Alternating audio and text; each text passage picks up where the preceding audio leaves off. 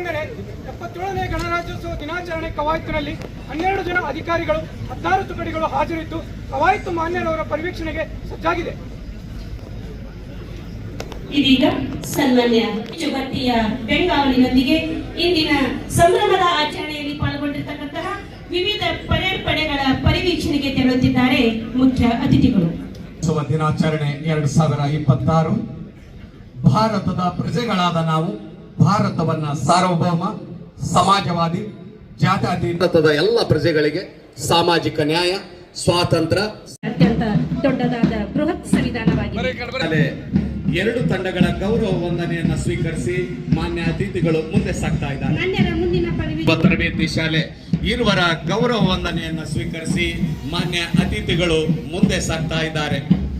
ತದನಂತರ ಇದೀಗ ಮಾನ್ಯರು ಮುಂದೆ ಸಾಗ್ತಾ ಇದ್ದಾರೆ. ಪೊಲೀಸ್ ವಾದ್ಯ ವೃಂದದವರಿಂದ ಸಚಿವರು ವಿವಿಧ ವಿನೂತನ ಯೋಜನೆಗಳನ್ನು ಹಮ್ಮಿಕೊಳ್ಳುವುದರ ಮುಖೇನ ಇಲ್ಲಿಯ ಹಲವಾರು ಸಾರಿಗಳು ತುಂಬಾ ಸಂತೋಷಭರಿತರಾಗಿ ಗಣರಾಜ್ಯೋತ್ಸವ ದಿನಾಚರಣೆಯಲ್ಲಿ ಪಾಲ್ಗೊಂಡಿದ್ದಾರೆ. ಅವರಿಗೆ ಸಮಸ್ತ ಕಲಬುರಗಿಯ ಜನತೆಯ ಪರವಾಗಿ ಚಪ್ಪಾಳೆಯ ಮೂಲಕ ವೇದಿಕೆಗೆ ಸ್ವಾಗತಿಸೋಣ. ಇದೀಗ ಮಾನ್ಯ ಮುಖ್ಯ ಅತಿಥಿಗಳು ಎಲ್ಲ ಪಡೆಗಳ ಪರಿವೀಕ್ಷಣೆಯನ್ನು ನೆರವೇರಿಸಿಕೊಂಡು ಇದೀಗ ಮುಖ್ಯ ವೇದಿಕೆಯತ್ತ ಆಗಮಿಸ್ತಾ ಇದ್ದಾರೆ.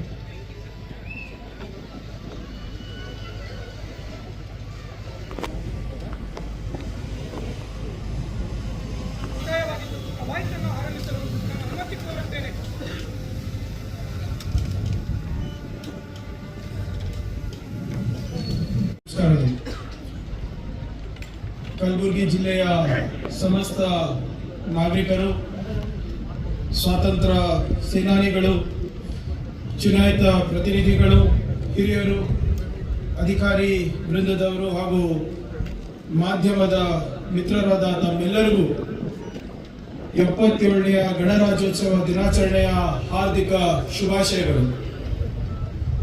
20 ಜನವರಿ 1950 ನಮ್ಮೆಲ್ಲರಿಗೂ ಬಹಳ ಮಹತ್ವಪೂರ್ಣವಾದಂತಹ ದಿನ.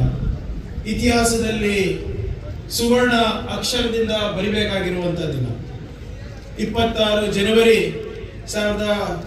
1950 ನಾವು ನಮ್ಮ ಸಂವಿಧಾನವನ್ನು ಜಾರಿಗೆ ತಂದ ದಿನ. 26 ಜನವರಿ 1950 ನಮ್ಮೆಲ್ಲರಿಗೂ ಸಮಾನವಾದ ಹಕ್ಕು ದೊರಕಿದಂತ ಸುದಿನ. 26 ಜನವರಿ 1950 ರಾಜಕೀಯ ಮತ್ತು ಸಾಮಾಜಿಕ ಧ್ವನಿಯೇ ಇಲ್ಲದ ಸಣ್ಣ ಸಮುದಾಯಗಳಿಗೆ ಧ್ವನಿಯನ್ನು ಪಡೆದುಕೊಂಡಂತ ದಿನ. ಪರಿಷ್ಠ ಜಾತಿಗಳು, ಪರಿಷ್ಠ ಪಂಗಡಗಳು ಮತ್ತು ಆದಿವಾಸಿಗಳು ಸಮಾಜದ ಮುಖ್ಯ ವಾಹಿನಿಗೆ ಬರುವ ಕನಸು ನನಸಾಗಿದ್ದ ಐತಿಹಾಸಿಕ ದಿನ. 26 ಜನರಿಗೆ ಸಮಾನ ಹಕ್ಕುಗಳು ಮತ್ತು ಅವಕಾಶಗಳು ಸಿಕ್ಕಂತ ಮಹತ್ವ ದಿನ 26 ಜನವರಿ. ಸಮಾಜದ ಕಟ್ಟ ಕಡೆಯ ಮನುಷ್ಯನಿಗೂ ಕೂಡ ಘನತೆ ಹಾಗೂ ಸ್ವಾಭಿಮಾನದ ಬದುಕನ್ನು ಕಟ್ಟಿಕೊಳ್ಳುವ ಹಕ್ಕನ್ನು ನೀಡಿದ ದಿನ 26 ಜನವರಿ 1950. ನಾವೆಲ್ಲರೂ ಒಂದು ರಾಷ್ಟ್ರವಾಗಿ ಒಟ್ಟಾಗಿ ಹೊರಹೊಮ್ಮಿದ ದಿನ 26 ಜನವರಿ 1950. ಈ ದಿನವನ್ನ ನಾವು ಭಾರತೀಯರು ಯಾವತ್ತೂ ಕೂಡ ಮರಿಬಾರದು. ನಾವೇ ಯೋಚನೆ ಮಾಡಿ, 130 ಶತಕೋಟಿ ಜನಸಂಖ್ಯೆ ಇರುವ ನಮ್ಮ ದೇಶದಲ್ಲಿ ಸಂವಿಧಾನ ಇರಲಿಲ್ಲ ಅಂದ್ರೆ ಏನಾಗ್ತಾ ಇತ್ತು? ನಮ್ಮ ವೈವಿಧ್ಯತೆ, ನಮ್ಮ ಸಂಸ್ಕೃತಿ, ನಮ್ಮ ಭಾಷೆ, ನಮ್ಮ ಕಲೆ, ಆಹಾರ ಪದ್ಧತಿ, ನಮ್ಮ ಆಚಾರ ವಿಚಾರ ಆಚರಣೆಗಳು ಇದೆಲ್ಲವೂ ಕೂಡ ಸಂವಿಧಾನ ಇರಲಿಲ್ಲ ಅಂದ್ರೆ ನಾವು ರಕ್ಷಿಸಿಕೊಳ್ಳಲಿಕ್ಕೆ ಆಗ್ತಾ ಇರಲಿಲ್ಲ. ನಮ್ಮ ವೈವಿಧ್ಯತೆಯನ್ನ ನಾವು ಕಾಪಾಡಲಿಕ್ಕೆ ಆಗ್ತಾ ಇರಲಿಲ್ಲ. ಇವತ್ತು ನಮ್ಮ ದೇಶದಲ್ಲಿ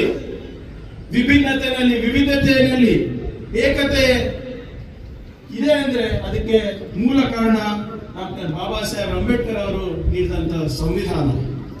ನಾವು ವಿಶ್ವದ ಅತಿ ದೊಡ್ಡ ಪ್ರಜಾಪ್ರಭುತ್ವ ಮಾತ್ರವಲ್ಲ, ವಿಶ್ವದ ಅತಿ ಉದ್ದದ ಸಂವಿಧಾನವೂ ಕೂಡ ನಮ್ಮ ದೇಶದೇ ಆಗಿದೆ. ನಮ್ಮ ಸಂವಿಧಾನದಲ್ಲಿ 1,17,369 ಪದಗಳಿವೆ. ರಾಷ್ಟ್ರವನ್ನು ಮುನ್ನಡೆಸಲು ಮತ್ತೆ ಆಳಲು ಬಲವಾದ ಸಂವಿಧಾನವನ್ನು ಹೊಂದಿದ್ರೂ ಸಹ ಬಾಬಾ ಸಾಹೇಬ್ ಅಂಬೇಡ್ಕರ್ ಅವರು ನಮಗೆ ಒಂದು ಎಚ್ಚರಿಕೆಯನ್ನ ನೀಡ್ತಾರೆ. ಅವರ ಕೊನೆಯ ಭಾಷಣದಲ್ಲಿ ಅವ್ರು ಏನ್ ಹೇಳ್ತಾರೆ ಅಂದ್ರೆ, on 26th of January 1950 we are going to enter into a life of contradictions. In politics we will have equality, and in social and economic life we will have inequality ಅಂತ ಹೇಳ್ತಾರೆ. ಅಂದ್ರೆ ಅರ್ಥ, ಸಂವಿಧಾನವು ಜಾರಿಗೆ ಬಂದ ತಕ್ಷಣ ಪ್ರತಿಯೊಬ್ಬ ನಾಗರಿಕನಿಗೂ, ಪ್ರತಿಯೊಬ್ಬ ಭಾರತೀಯನಿಗೂ ರಾಜಕೀಯವಾಗಿ ಸಮಾನವಾದ ಅವಕಾಶ ಮತ್ತು ಸಮಾನತೆಯನ್ನು ನೀಡುತ್ತದೆ ಸಂವಿಧಾನ. ನೀವು ಯಾವುದೇ ಜಾತಿ ಇರ್ಬೋದು, ಯಾವುದೇ ವರ್ಗ ಇರ್ಬೋದು, ಯಾವುದೇ ಧರ್ಮ ಇರ್ಬೋದು, ಯಾವುದೇ ಲಿಂಗ ಇರ್ಬೋದು, ಆದರೆ ಪ್ರತಿಯೊಬ್ಬ ನಾಗರಿಕನಿಗೂ ಕೂಡ ಮತಗಟ್ಟೆಯಲ್ಲಿ ಸಮಾನವಾದಂತಹ ಮತದಾನದ ಹಕ್ಕಿದೆ. The principle of one person, one vote was established. Has established political equality ಅಂತ ಅವ್ರು ಹೇಳ್ತಾರೆ. ಅಂದ್ರೆ ನಾನಾಗಿರ್ಬೋದು, ನೀವಾಗಿರ್ಬೋದು, ಬಡವರಾಗಿರ್ಬೋದು, ಶ್ರೀಮಂತರಾಗಿರ್ಬೋದು, one vote one value. Polling booth ನಲ್ಲಿ ನನ್ನ ವೋಟಿಗೂ ಅಷ್ಟೇ ಮಹತ್ವ ಇದೆ, ಮತ್ತೆ ನಿಮ್ಮ ವೋಟಿಗೂ ಅಷ್ಟೇ ಮಹತ್ವ ಇದೆ. ಆದ್ರೆ ಬಾಬಾ ಸಾಹೇಬರ ಎಚ್ಚರಿಕೆ ಏನಿತ್ತು ಅಂದ್ರೆ, ನಮ್ಗೆ ರಾಜಕೀಯ ಸಮಾನತೆ ಮಾತ್ರ ಸಿಕ್ಕಿದ್ರೆ ಸಾಲದು, ನಮ್ಗೆ ಸಾಮಾಜಿಕ ಮತ್ತೆ ಆರ್ಥಿಕ ಸಮಾನತೆ ಕೂಡ ಸಿಗ್ಬೇಕಾಗುತ್ತೆ. ನಮ್ಗೆ ಆರ್ಥಿಕ ಮತ್ತು ಸಾಮಾಜಿಕ ಸಮಾನತೆ ಸಿಕ್ಕಿದಾಗ ಮಾತ್ರ ನಾವು ಒಂದು ಬಲಿಷ್ಠ ಭಾರತವನ್ನ ಕಟ್ಟಬಹುದು ಅಂತ ಅವರ ಆಲೋಚನೆ. ಸಮಾಜದ ಹಲವಾರು ಮತ್ತೆ ತಾರತಮ್ಯ ದಿನನಿತ್ಯ ಎದುರಿಸ್ತಾ ಇದ್ದಾರೆ. ಓಟಿನಲ್ಲೇನೋ ಸಮಾನತೆ ಸಿಕ್ತು, ಆದರೆ ಭೂಮಿ ಹಂಚಿಕೆಯಲ್ಲಿ, ಶಿಕ್ಷಣದಲ್ಲಿ, ಉದ್ಯೋಗದಲ್ಲಿ ಹಾಗೂ ಅವಕಾಶದಲ್ಲಿ ಅಸಮಾನತೆ ಹೆಚ್ಚುತ್ತಾನೆ ಇದೆ. ಅದಕ್ಕೆ ಬಾಬಾ ಸಾಹೇಬ್ ಅಂಬೇಡ್ಕರ್ ಅವರು ಹೇಳ್ತಾರೆ, ಸಮಾಜದಲ್ಲಿ ಘನತೆ, ಅವಕಾಶ ಮತ್ತು ನ್ಯಾಯವನ್ನು ನಿರಾಕರಿಸಿದ್ರೆ ಜನರು ಪ್ರಜಾಪ್ರಭುತ್ವ ಸಂಸ್ಥೆಗಳಲ್ಲಿ ನಂಬಿಕೆಯನ್ನು ಕಳೆದುಕೊಳ್ಳುತ್ತಾರೆ. ಹತಾಶರಾಗಿ ಜನರು ಸಾಂವಿಧಾನಿಕ ವಿಧಾನಗಳಿಂದ ದೂರ ಸರಿದು ಪ್ರಜಾಪ್ರಭುತ್ವ ಮೌಲ್ಯಗಳಿಗೆ ಅವರಿಗೆ ನಂಬಿಕೆ ಕಳ್ಕೊಂಡಂಗಾಗುತ್ತೆ.